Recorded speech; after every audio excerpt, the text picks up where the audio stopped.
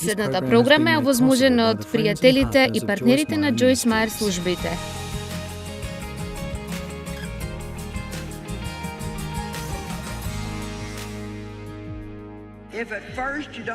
Ако не успеете од прв пат, вие сте нормални. Амин. Сите ќе излезете од овде чувствувајќи се подобро за себе си, отколку кога дојдовте овде. Колкумина од вас дојдовте овде вечерва чувствувајќи се виновни за нешто?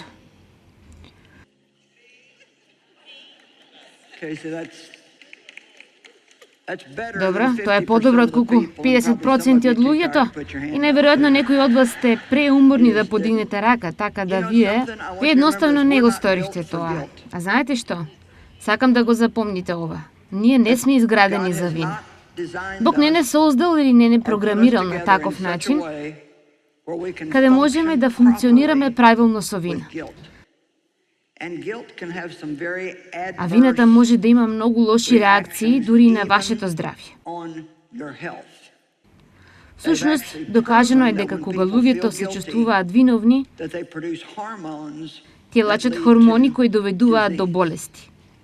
Јас се сеќавам кога бев во ментална институција еднаш, бев таму да служам со група на луѓе и се уште се сеќавам како таму беа доста луѓе шетајќи наоколу велики: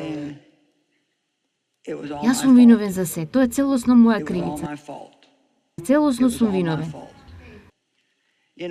Знаете, вам ви е просторно уште пред и да сгрешите. Затоа што Исус веќе плати за сите наши грешки и слабости. И се што треба ти да сториш е да се покаеш, да сакаш да се свртиш и да чекориш во правиот правец, а потоа само да го примиш она што Бог веќе го снабдил. Јас мислам понекогаш ние поминуваме премногу време барајќи од Бог нешта, но ние воопшто не поминуваме време во примање. Јас ќе ви предложам вечерва барем 3 пати на ден да речете на глас: Бог ме сака. Потоа застанете и само пробајте некако да ги голтнете тие зборови. Бог ме сака мене. Кога јас пробував да го надминам насилството низ кое поминав и се чувствував лошо за себе си многу години, а има луѓе овде вечерва кои едноставно се чувствувате лошо за себе си, не си се допаѓате на себе си. Поминувате премногу време споредувајќи се себе си со други луѓе и пробувајќи да бидете како другите. Ѓаволот ве убедил дека вие сте некако чудни затоа што вие не сте како сите други. Благодарам на Бог што не сте како сите останати. Колку досадно место би било ако сите ние би биле исти. Јас слушав дека Бог ме сака, но не разбирав. Знаете, вие можете да слушате нешто и да знаете дека ви е потребно, но се уште не се чувствувате дека сте го сватили. Јас доста сакам да го цитирам Словото и да го декларирам зборот на глас, затоа што верувам дека секогаш кога ќе слушнете нешто, дури ако го слушате тоа од себе си, тоа ви помага да го обновите вашиот ум. За разлика дали исповедате добри нешта или лоши, тие влегуваат во вашите уши и потоа влегуваат внатре во вас. Јас мислам дека она што ние го веруваме за себе си е поважно отколку она што другите го веруваат за нас. Амин. И така, едно од нештата која јас го сторив, а постоја многу, но едно од нештата во кои Бог ме водеше да го направам за време на тој период, ми требаа доста години да го надминам она низ кое помина во моето детство, но едно од нештата кои јас ги правев, јас ќе погледне во огледало со полна светлина, посочува со прстот во себе и реков: Бог те сака тебе. И вие треба да го правите тоа додека не го добиете тоа откровение. Ова е нешто што ние го слушаме постојано во црквата. Јас го познавам Джоел доволно за да знам дека веројатно вие го слушате тоа на некој начин, форма или на секоја богослужба кога сте овде. Јас помислив на тоа кога мислев да ја почна мојата порака повторно со тоа вечерва. Но не ми е гајле колку пати сте го слушнале тоа се додека не го сватите. Вие треба да го слушате повеќе и повеќе и повеќе. Библијата вели дека ако ние знаеме дека сме сакани, ние нема да живееме во страв. Со вршена љубов, а само Бог може да ни го даде тоа. да го отстрани стравот, затоа што ние знаеме дека ако тој не сака нас толку многу за да го испрати својот единствен син да умре за нас и да страда на начинот на кој што страдал, тогаш сигурно тој ќе се погрижи за нас во секоја ситуација која ќе дојде во нашиот живот ако ние му веруваме. Амин. Вие сте во добри раце. Нормално е да бидете несовршени и да правите грешки. Сега, Матеј глава 22 стих 36 до 39 вели: Учителе, која е најголемата заповед во законот? Исус одговорил: Возлюби го Господа својот Бог со сето свое срце, со сета своја душа и со сиот свој разум. Ова е прва и најголема заповед. А втората е слична на неа. Возлюби го својот ближен како себе си. Така, јас верувам дека љубовта која Бог ја има за нас и ни ја дава е створена да биде циклус во нашиот живот за кој работиме со Бог да го комплетираме. Бог не сака. Ние ја примаме таа љубов која всушност љубов спрема себе си на балансиран начин. Да, јас реков дека треба да се сакате себе си на балансиран начин. Да, јас реков дека вие треба да се сакате себе си. Гледате, ние некако мислиме дека можеби нешто не е во ред со тоа. Тоа е како, па јас не знам. Јас не реков, бидете заљубени во себе си. Јас реков, сакајте се себе си. Ако Бог може да не љуби нас, тогаш сигурно ние можеме да се сакаме с нас. Еднаш отидов напред во црквата со една другарка, тоа беше порано во мојот живот со Бог за да се молат за мене. И пасторот ја праша, зашто сака да се моли, а таа рече, јас се мразам себе си. Тој изреагира чудно, се оддалече, ги стави рацете на колковите и рече, која мислиш дека си ти?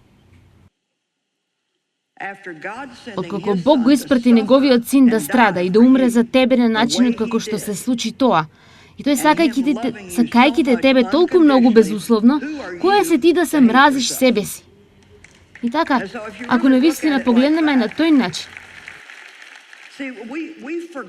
видите, ние забораваме понекогаш што Бог направи за нас во Христос. Јас мислев всушност, јас размислува за тоа за време на славењето. Јас ќе направам серијал наречен "Што значи да бидеш наново роден?" Знам многу луѓе кои неверојатно ќе си помислат, па мене не ми е потребно тоа, јас сум веќе новороден. Јас мислам дека повеќето луѓе дури кои се новородени, навистина не знаат што поседуваат. Јас мислам дека ние би имале многу повеќе победа во нашите животи, ако навистина разбереме што значи да го имаш Бог кој живее во тебе. Тој да биде твој партнер во животот. И навистина да веруваме во некои од нештата за кои пеевме вечерва, дека таа иста сила која го подига него од мртвите пребива и во тебе. Видете, да бидеме искрени, овие се нештата за кои треба да размислуваме, а не за се што не е во ред со нас постојано. Вие треба да бидете загрижени дека ако има нешто во вас што треба да биде променето, Бог ќе ви покаже. Но неговото пресведочување никогаш не треба да стане осуда. Ако Бог те пресведочи и ти почнеш само да се чувствуваш виновно за тоа, ти не можеш да го надминеш тоа. Бог никогаш нема да те пресведочи за нешто погрешно, ако тој не е спремен да ти помогне да го надминеш тоа. Амин. Колку од вас го правите тоа? Се чувствувате осудени за нешто, слушнете проповед или прочитате нешто и вие сте како, да, потоа вие едноставно се заминувате чувствувајќи се виновни. И така не примате корекција. Примање на корекција е само да речете, знаеш Господи, ти си во право. И знаете, корекцијата е само правец, тоа не е отфрлање. Запомнете го тоа. Поправката не е отфрлање, туку правец. Подобро да му заблагодариме на Бог што не сака доволно за да ни покаже што не е во ред со нас. И зарем нема да мразите ако бевте оставени сами во состојба во која се наоѓате токму сега и мислејќи си дека никогаш нема да се промените и секогаш ќе бидете такви какви што сте? Не, јас го сакам тоа. Боже, покажи ми, пресведочи ме, покажи ми што не е во ред со мојот живот. Знаете зошто? Јас знам дека навистина Бог ме сака. Порано не мислев така и си мислев, луѓе, уште една работа што не е во ред со Џојс. Но тогаш конечно јас научив дека тоа е навистина Бог, покажувајќи ни дека тој не сака. Амин. Ајде, можете да изгледате малку посреќни отколку што сте. Забележавте, вели, љуби го твојот ближен како себе си. А вие не можете да сакате некој друг ако не се сакате себе си. Не би требаше толку долго време да го научам тоа. Одев на црква, ги слушав сите тие пораки за чекорење во љубов и се обидував толку напорно да ги сакам другите. А тие само ме нервираа. Јас сакав да ги променам сите. Ајде, вие се смеете затоа што знаете дека е вистина. Но јас не разбирав дека, иако сакав толку многу, зошто не можам? И Бог ме научи, тоа е затоа што не се сакаш себе си. Можеби вие сте ме слушнале како го велам ова и порано. Јас мислам дека вреди да го кажам уште еднаш. Вие не можете да го дадете она што го немате. Некои од вас треба да бидете помилостиви со себе си. И ако бевте помилостиви со себе си, вие би можеле да дадете многу повеќе милост на другите луѓе. Некој од вас треба едноставно да си простите на себе си за сите тие нешта кои ги држите против себе си, затоа што Бог ви прости уште првиот пат кога го побаравте тоа од Него. Амин. Престанете да му зборувате на Бог за нешта кои тој веќе ги заборавил. Библијата вели дека тој ни простува. Тој заборува и тој ги отстранува нашите гревови толку далеку колку што е истокот од западот. Па затоа, престанете да му зборувате на Бог за нешта за кои тој веќе не се сеќава. Ајде. Некој вечерва треба да биде ослободен. Бог ја демонстрира. Римјани 5:8. Бог ја демонстрира неговата собствена љубов за нас, со тоа што уште додека бевме грешни, Христос умре за нас. Само замислете си, кога вие сте биле во некој бар, дружејќи се со сите погрешни луѓе, правејќи ги сите погрешни нешта, и дел од секакви неморали, кои воопшто не би било гајле за Бог, Исус умре за вас. Тоа е безусловна љубов. Тој не сака нас затоа што ние сме вредни за сакање. Тој не љуби затоа што тој е љубов и љубовта мора да се даде себе си. Не може да прави ништо друго. Љубовта мора да се сподели. Има други навистина прекрасни стихови во Библијата за љубов, а тоа нешто што јас ви препорачувам да го проучите. Јас сакам да ви прочитам 2 стиха од Псалм 139. Зашто ти ја создаде мојата внатрешност, ти ме оформи во мајчината ми утроба. Јас те прославувам. Ова е Давид. Јас те прославувам затоа што сум чудесно и прекрасно создаден. Твоите дела се прекрасни, а душата мојата добро го знае. Некако ми звучи како Давид да вели, јас сум многу прекрасен. Гледате, секогаш кога јас се обидувам да ве натерам да кажете или да помислите нешто добро за себе си, вие се стишувате. Вие сте посебни, вие сте уникатни, вие сте прекрасни затоа што Бог не прави никакво ѓубре. Колкумина од вас верувате дека Бог ве создал? Добро. Колкумина од вас верувате дека Бог е прекрасен и тој прави прекрасни нешта? Добро. Па зошто тоа би ти исклучило тебе? Да, тоа е добро прашање. Ти благодарам, брате. Тоа е навистина добро прашање. Сега јас ќе кажам некои нешта вечерва со кои можеби ќе си отидете дома чешајки си ја главата, но се надевам тоа ќе ве натера да размислите. Џон Максвел вели дека ние можеме да паднеме напред. Што сака да каже тој со тоа? Тој сака да каже дека кога ние не успеаме во нешто, ако сме спремни да учиме од своите грешки,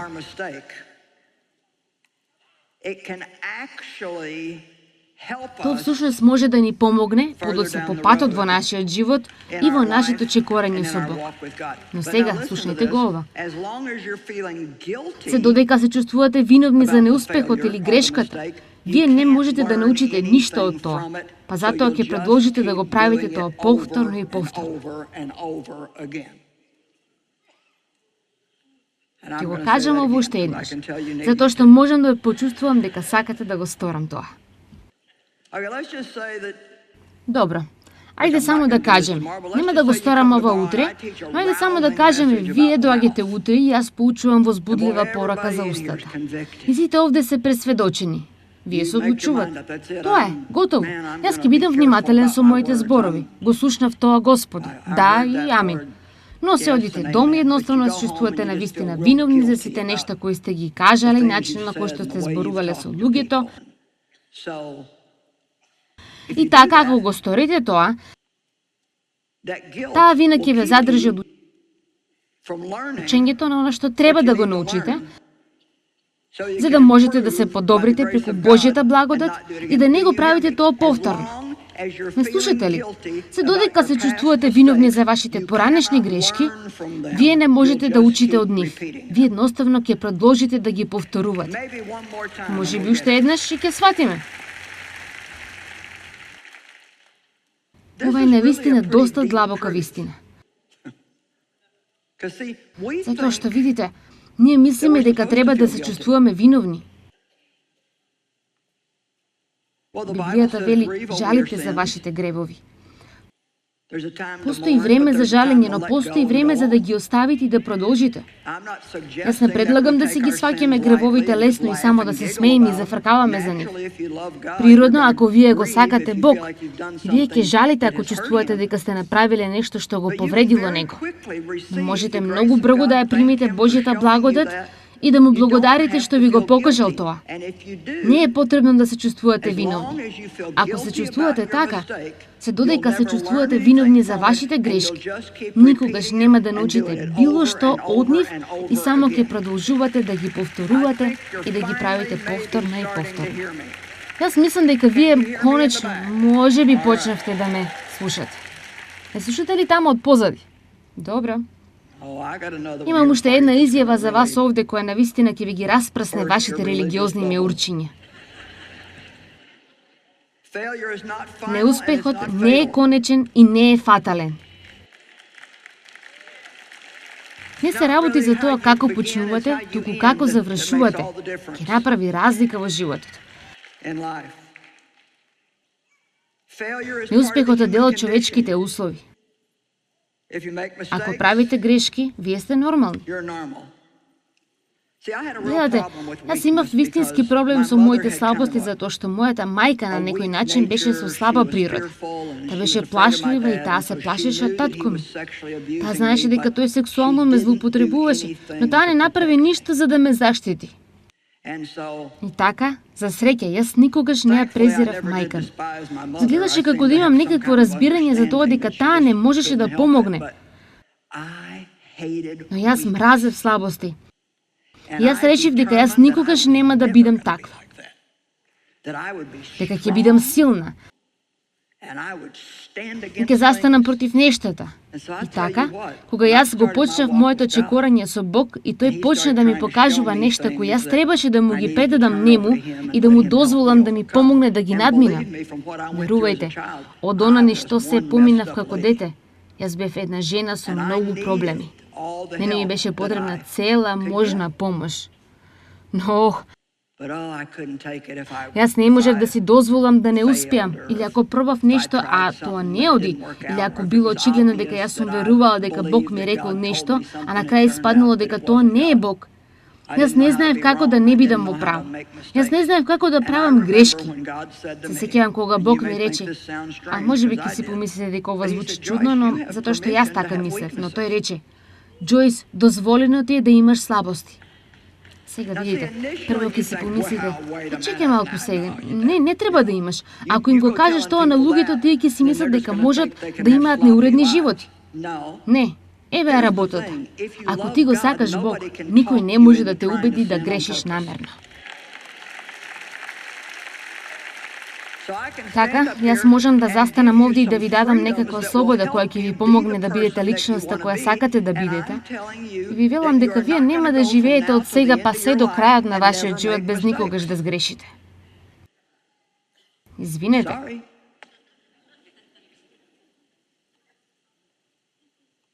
Постои разлика. А сега ова е важна изјава, слушнете ја. Постои разлика помеѓу слабости и злоба.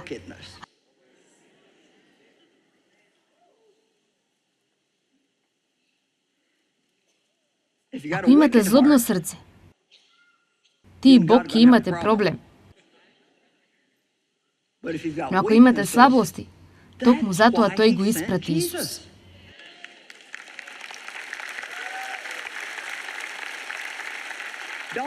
Зар не разбираме дека ако ние немавме слабости, ако можевме да направиме се и ако бевме силни во секоја област, нам немаше да ни биде потребен Исус.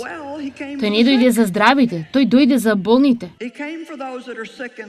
Тој дојде за оние кои се болни во душата, оние кои имаат проблеми. Тоа е толку ослободувачко. Кога вие ќе научите дека светот нема да се распадне секогаш кога ќе сгрешите. И тоа е дури толку прекрасно кога сте доволно слободни да речете: знаеш што? Јас мислам дека слушнав од Бог, но јас го пропуштив Бог. Колку е ослободувачко да можете отворено да речете: знаете, јас грешив, извинете.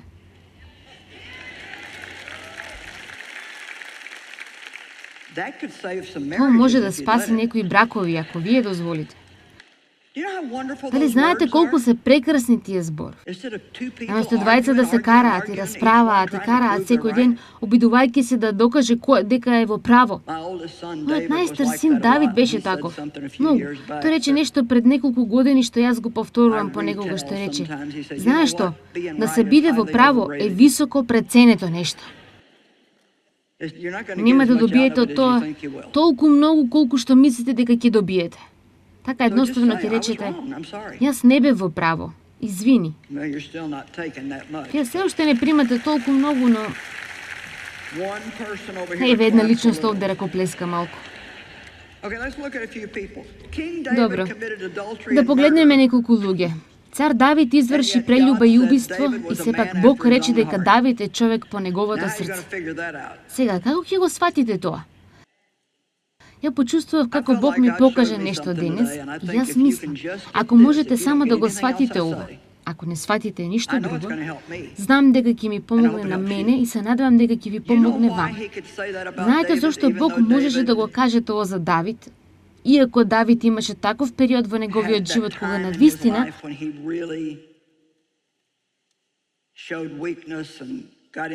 покажа слабост и падна во прелюба, а потоа обидувајќи се да го прикрие тоа, тој уреди да биде убиен мажот на Версавеја и лажеше за тоа. Му требаше цела година за да се покае. Тој продолжуваше да се обидува да се сокрие од тоа и да избега. А што се случи со Петар? Тој се одрече од Исус 3 пати и сепак тој стана еден од најголемите апостоли. Еве што јас почувствував дека Бог ме стави во срцето. Давид направи повеќе правилни нешта во неговиот живот отколку неправилни. И јас мислам дека Бог ја гледа целата наша работа овде. Знаете, едно од нештата кои ми помогна да научам како да одмарам, откако за малку ќе се распаднав пред 2 години, јас морав да научам дека не можам да продолжам да работам како луда целиот мој живот. Едно од нештата кои ми помогна да одморам беше кога Бог ми рече: погледни ги сите нешта кои ги имаш постигнато во целиот твој живот, а не она што го имаш постигнато денес. Ворете ако не работиш една недела. Ворете ако сакаш да лежиш на каучот понекогаш и да гледаш филмови по цел ден. Ворете. Погледни што имаш направено целиот твој живот и само што правиш денес. Колку од вас се чувствувате виновни кога се обидувате да се одморите? Добро, кога гледам бинго, вие треба да бидете едноставно ослободени. И ќе ви кажам нешто. Вие ќе направите повеќе правилни нешта во вашиот живот отколку погрешни. Вреди да се повтори уште еднаш. Ние не можеме да дадеме нешто што самите не го поседуваме. Ако ние ја разбираме и ја примаме Божјата љубов, неговата целосна љубов за нас, ние ќе можеме да ја даваме на другите многу полесно.